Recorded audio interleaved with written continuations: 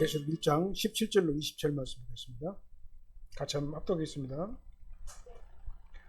내가 볼 때 그 발 앞에 엎드려 죽은 자 같이 되매 그가 오른손을 내게 얹고 이르시되 두려워하지 말라. 나는 처음이요 마지막이니 곧 살아있는 자라.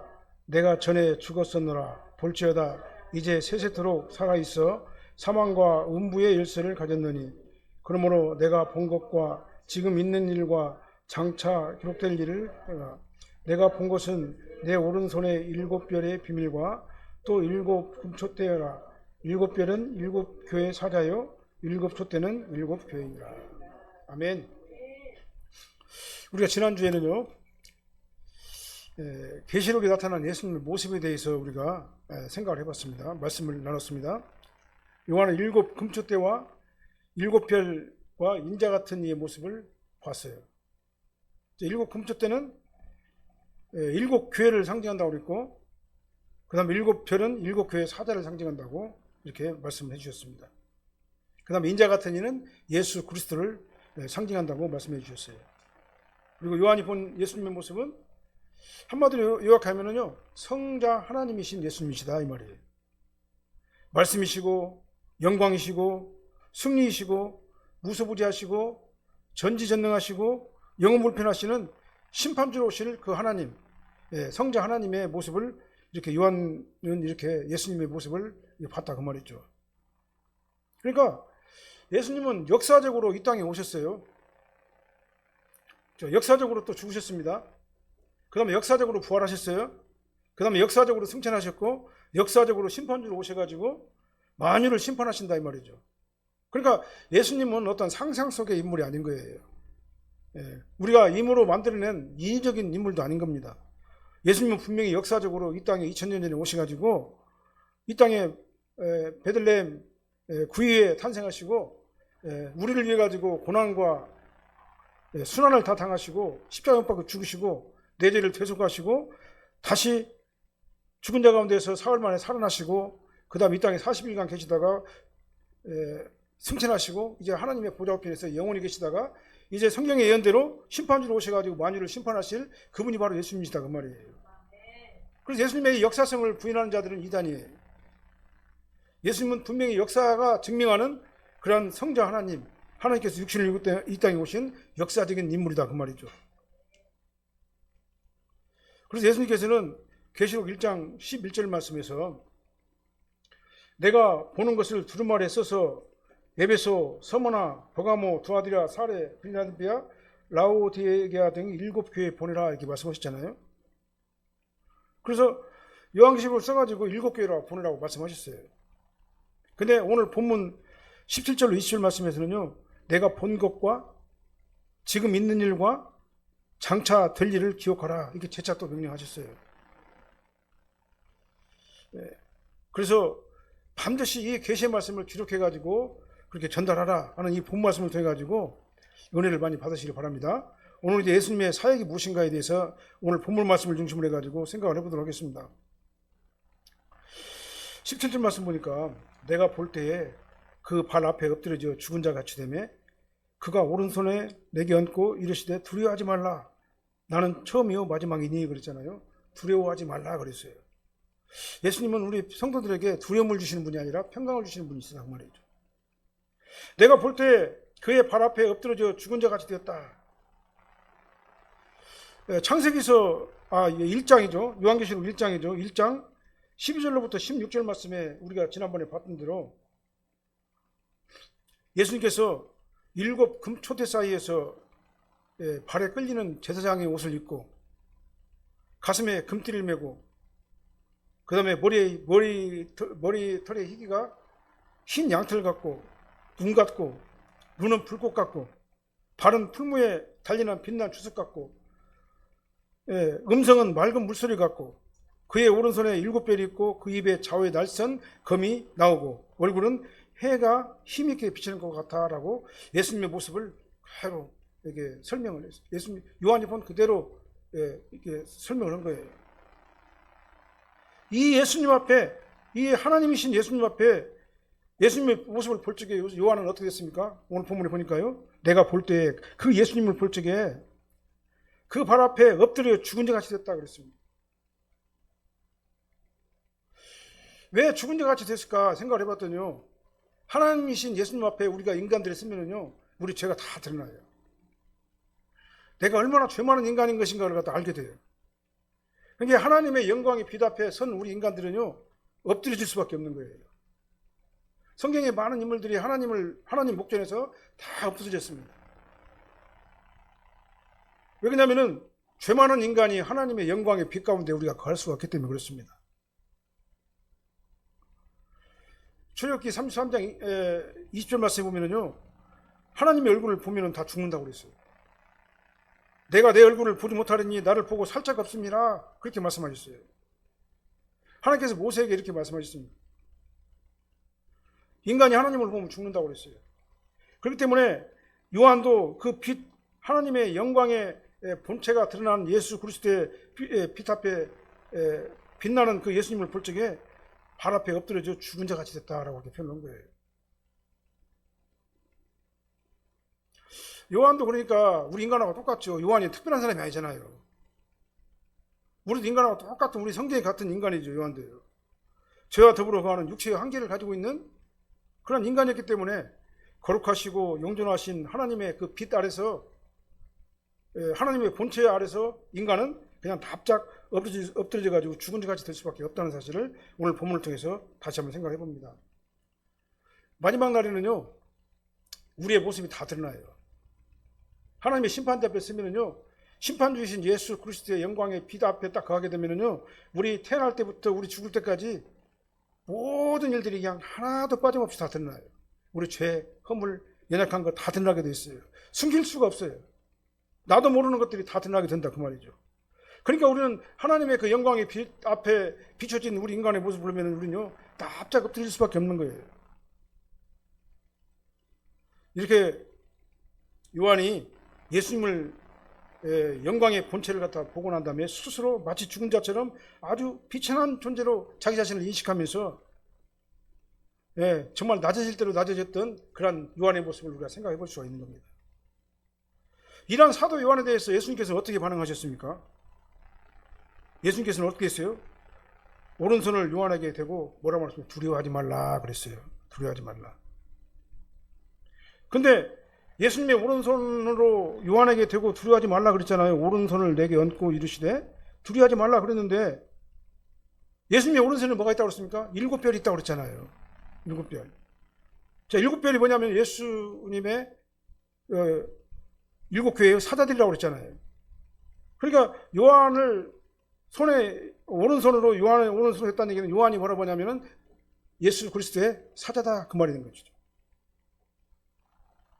그러니까 7금토 때, 그러니까 7교회 사이를 다니시는 예수님께서 그 오른손을 7사자를 가지신 그 예수님께서 요한에게 오른손을 펴시고 난 다음에 요한에서 손을 대면서 뭐라고 말했습니까? 두려워하지 말라 그렇게 얘기를 했어요. 여기서 두려워하지 말라 이 말은 뭔 말이냐면은 아주 온유한 예수 그리스도의 음성이에요. 두려워하지 말라 이 말은 내가 너한테 평안을 끼치노니 그 말이에요. 요한아 두려워하지 말라. 아주 온유하고 부드러운 예수 그리스도의 음성이 예수님의 오른손으로 요한을 딱 대고 그렇게 말씀하신 거예요. 그러니까 그 평강이, 두려움이 싹 사라져버리고 예수 그리스도의 평강이 요한을 싹 지배하게 된 거다 그 말이죠. 평안을 너에게 끼치노니 나의 평안을 너에게 주노라. 내가 너에게 주는 것은 세상에 주는 것과 같이 아니라 예수님께서도 말씀하셨잖아요. 그러니까 요한이 예수님을 보자마자 그 발 앞에 엎드려져 가지고 자기의 정체성이 딱 드러나게 되니까 죽은 자 같이 납작 엎드려지니까 예수님께서 오른손을 얹으시고 난 다음에 두려워하지 말라면서 그에게 평강을 주신 거다 그 말이죠. 그러니까 우리가 예수님을 만나면 뭐가 일어나냐면 예수님이 나를 붙잡으면 나에게는 두려움이 사라지게 되고 예수 그리스도의 평강이 우리를 지배하게 된다 그 말이에요. 예수님께서 오른손으로 나에게 손을 대시면서 두려워하지 말라고 하시면 우리는요, 내 안에 평강이, 두려움이 다 사라지고 평강이 우리를 지배하게 되는 거예요. 우리도 마찬가지입니다. 예수님께서 우리에게 어떤 상황이 있다 할지라도 예수님과 함께 하면은 그 두려움이 다 사라지게 되고 평강이 우리를 지배하게 되는 거예요. 요셉 보세요. 요셉이 노예로 끌려가갖고 형들에게 포로로 끌려가게 될 적에 미디안 상인들에게 포로로 끌려갈 적에 그 상황이 얼마나 암담했겠어요. 근데 요셉 마음속에는 뭐가 있습니까? 그런 상황 가운데서도 하나님께서 주시는 그 평강이 그를 지배했다 그 말이죠. 하나님께서 그의 마음을 지켜주셨어요. 하나님께서 그에게 주신 꿈과 비전이 있었기 때문에 그걸 가지고 이길 수가 있었다 그 말이죠. 감옥에서도 마찬가지고 요셉이 겪었던 모든 여러 가지 환난과 핍박과 어려운 가운데서도 요셉에게 지배했던 게 뭐냐면 예수 그리스도의 평강이, 하나님의 평강이 그를 갖다 지배했다 그 말이죠. 우리도 마찬가지입니다. 어떤 상황이 있다 할지라도 우리에게 말씀하신 하나님께서는 요한아 두려워하지 말라. 내가 너한테 평안을 준다. 힘들고 어려울 때도 두려워하지 말라. 고달플 때도 두려워하지 말라. 하나님께서 우리에게 들려주시는 거다 그 말이죠. 이 온유하신 음성을 우리가 들어야 될 줄로 믿습니다. 무슨 일이 아주 잘 풀릴 때도 감사하고 안 풀릴 때도 하나님께서는 감사하고 우린 변함없이 우리에게 말씀하셔요. 요한아 두려워하지 말라. 아주 온유한 음성으로 하나님의 백성들에게는요 이 평강을 주시는 거예요. 이게 바로 에이렌의 평강이에요. 우리는 이 하나님의 음성을 들어야 돼요. 예수 그리스도의 음성을 들어야 됩니다. 그래서 우리는 어떻게 생각해야 되냐면 아무리 어떤 상황이 있다 할지라도 예수님께서 내 등뒤를 딱 잡아주시고 나를 운행하신다. 내가 어떤 길에 어떤 환경이 있다 할지라도 나는 두려워할 것이 없다. 왜냐? 예수님께서 함께 하시기 때문에. 왜? 나는 하나님의 자녀이기 때문에.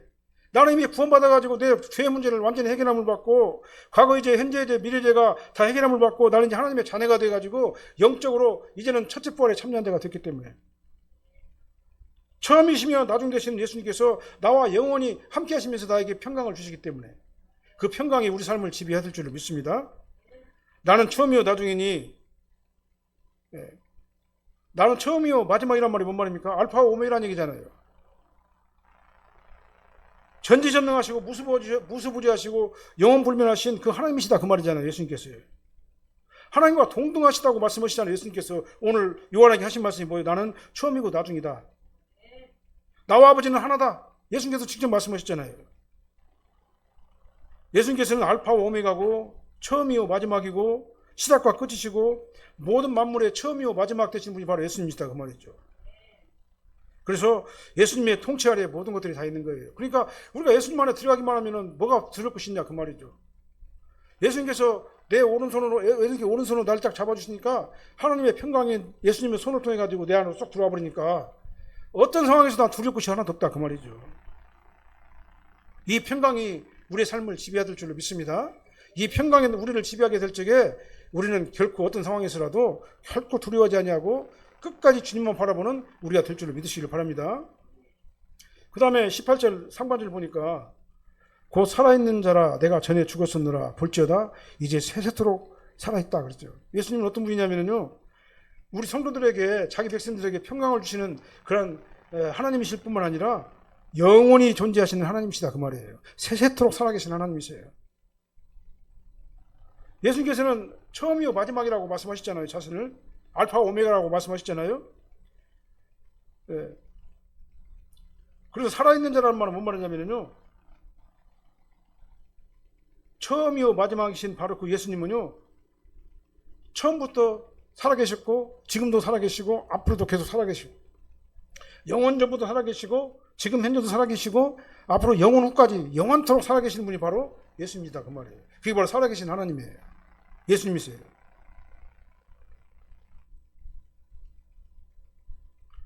영원부터 영원까지 살아계신 분이 누구예요? 하나님이시잖아요. 그런데 예수님께서는 뭐라고 말씀하십니까? 나는 처음부터 마지막이고 세세토록 살아있는 자다 그랬잖아요. 그분이 바로 하나님이신 성자 예수님이시다 그 말이죠. 그래서 영원히 살아계신 영존하신 하나님이시라고 예수님께서 말씀하셨어요. 내가 세세토록 살아있고 나는 살아있는 자다. 내가 전에는 구속언약을 완성하기 위해서 이 땅에 인간으로 와가지고 만민의 죄를 최소화하고 십자가 받고 죽으시고 다시 부활해가지고 보좌 우편에서 지금 있지만 나는 이제 처음부터 영원히 살아있는 존재다라고 말씀하신 거예요. 우리 인간의 죄를 대속하기 위해서 육신을 입고 이 땅에 왔다가 그 목적을 달성하고 다시 영원하신 하나님이신 예수님으로 돌아갔다 그 말입니다.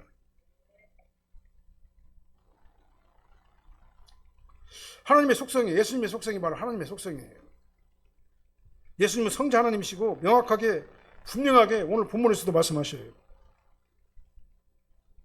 그런데 중요한 건 뭡니까? 그 영존하신 그 하나님께서 죽으셨다는 얘기예요. 인간을 오셔가지고. 이게 뭔 말이에요? 영원하신 하나님께서 죽으셨다.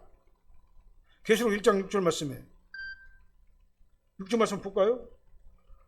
예. 그의 아버지 하나님을 위하여 우리를 나라와 제사장으로 삼으신 그에게 영광과 능력이 세세토록 있기를 원하노라. 이게 바로 뭐냐면은 성자 하나님께서 인간으로 이 땅에 오신 목적이에요. 예수님께서는 스스로 인간이 되셔가지고 희생제물로 이 땅에 오셨어요. 왜 그냐?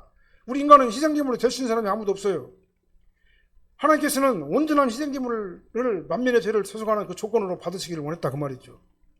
근데 우리 인간은 행연하게 저주 아래 있기 때문에 어느 누구라도 스스로 완전한 존재가 아무도 없어요. 다 흠과 티가 다 있어요. 그래서 온전한 희생제물이 될 수 있는 사람이 아무도 없어요. 인간으로서는. 그래서 하나님이신 성자 예수님께서 스스로 인간이 돼가지고 완전한 인간으로 이 땅에 오셔가지고 완전한 인간이시지만 죄가 없으신 흠이 없는 희생제물로 이 땅에 오셔가지고 모든 인간을 대표해가지고 단번에 십자가 보혈의 피를 흘려주신 거다. 희생제물이 되어주신 거다 그 말이에요. 예수님은 영존하신 하나님임에도 불구하고 인간으로 오셔가지고 십자가상에서 만민의 죄를 대속하시려고 이 땅에 오셔가지고 그 목적을 달성하시고 만민의 죄를 대속하시고 이제 사탄의 머리를 꺾으셨다 그 말이에요.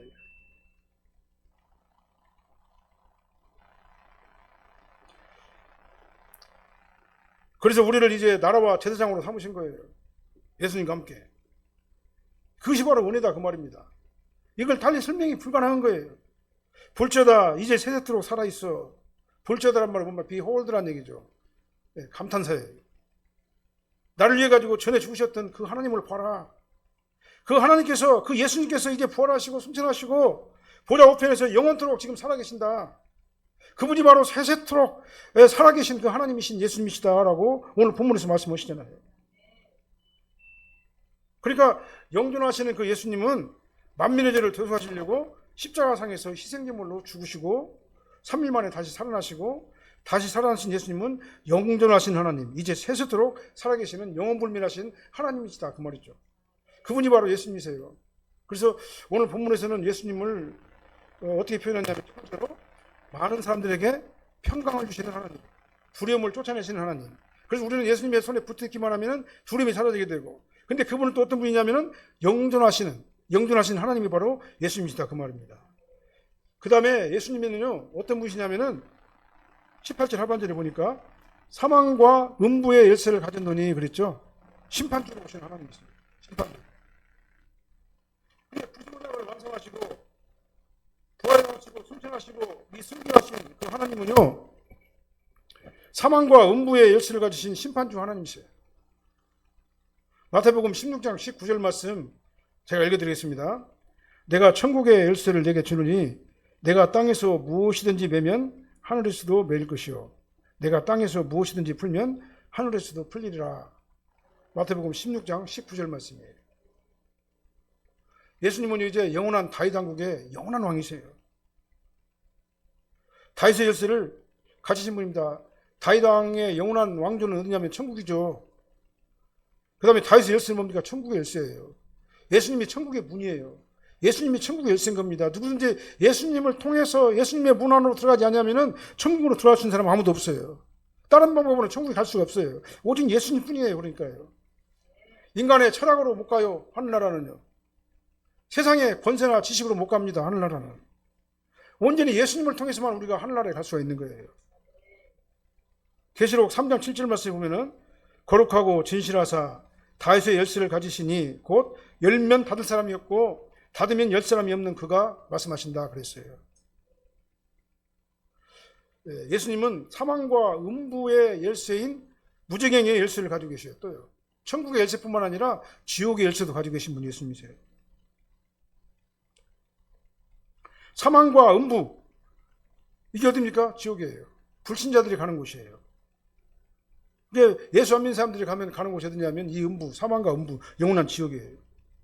그래서 예수님께서는 천국의 열쇠만 가지고 계신 게 아니라 지옥문의 열쇠도 가지고 계시면서 이제 마지막 심판날 타작마당에서 양과 염소를 가르게 되겠죠.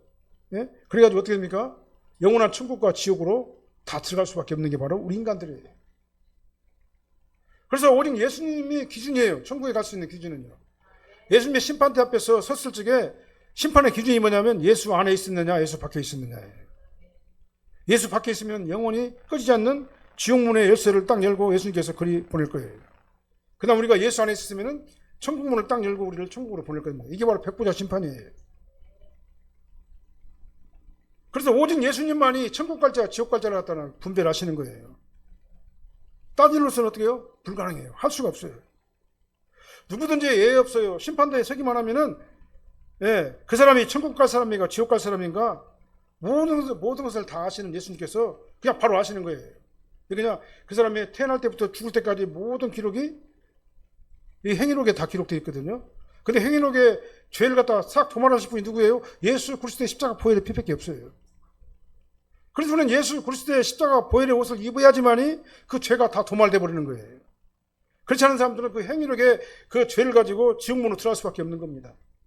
그리고 우리 구원받은 사람이 가장 중요한 게 뭐냐면 우리의 모든 죄가 다 도말됐다는 사실이에요. 죄를 가지고는 천국에 못 가잖아요.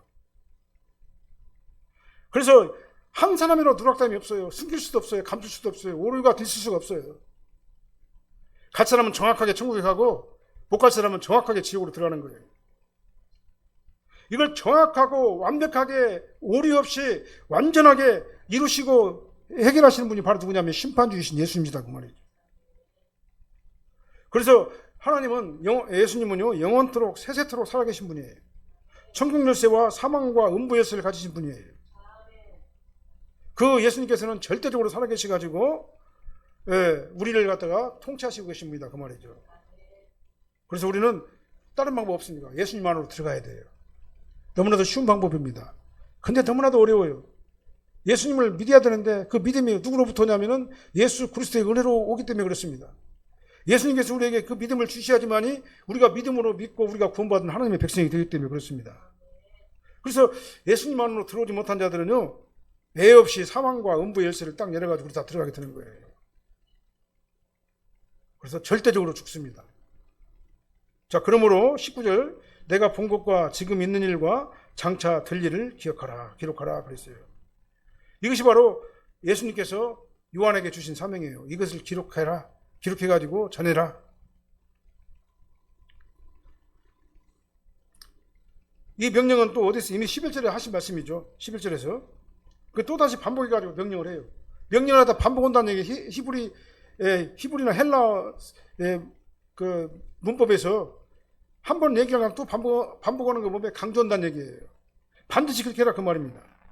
그래서 11절에 말을 했는데 19절에 또 다시 또 말씀하고 기록하라 또 말씀하고 있어요. 기록하고 기록하라. 기록해가지고 반드시 이 비밀을 그들에게 전하라. 그래서 모든 성도들이 알아야만 한다. 천국과 지옥을. 이 땅에서 삶이 끝이 아니라 영원한 천국과 지옥이 있다는 사실을 알려줘야만 한다라고 이렇게 말씀하고 있는 거예요. 사람들이 말해요. 무슨 천국과 지옥이 있냐고. 예수 믿는 사람들도 그렇게 얘기를 해요. 그냥 이 땅에서 착하고 그냥 성실하게 잘 살면 되지 뭐 천국과 지옥을 생각을 하냐고. 근데 아니에요. 우리가 가야 될 곳은 천국과 지옥이에요.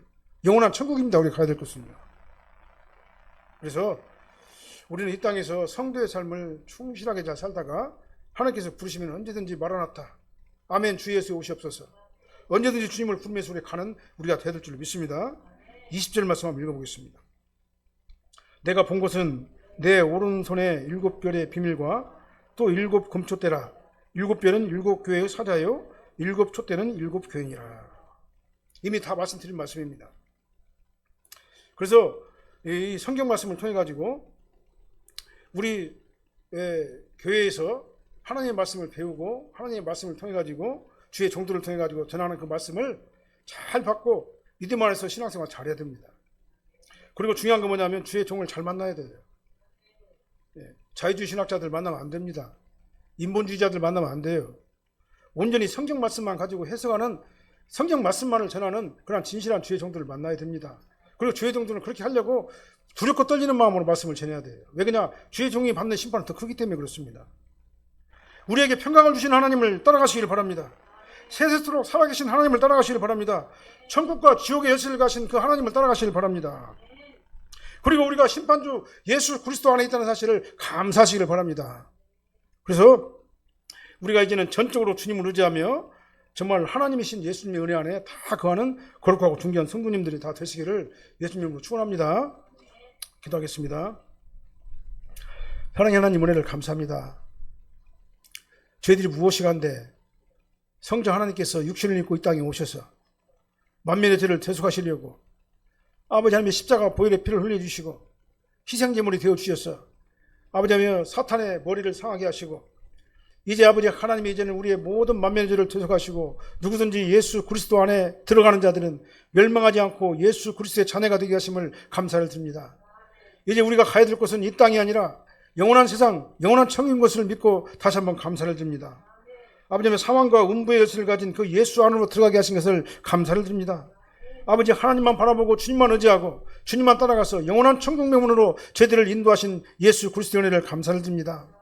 아버지 하나님 우리는 이제 사나 죽으나 오직 예수님만 바라보게 도와주십시고 오직 예수님의 은혜 안에만 가게 도와주십시며 성령님의 강권적인 은혜 가운데서 저희들의 삶을 인도하여 주시옵소서. 예수님 이름으로 기도합나이다.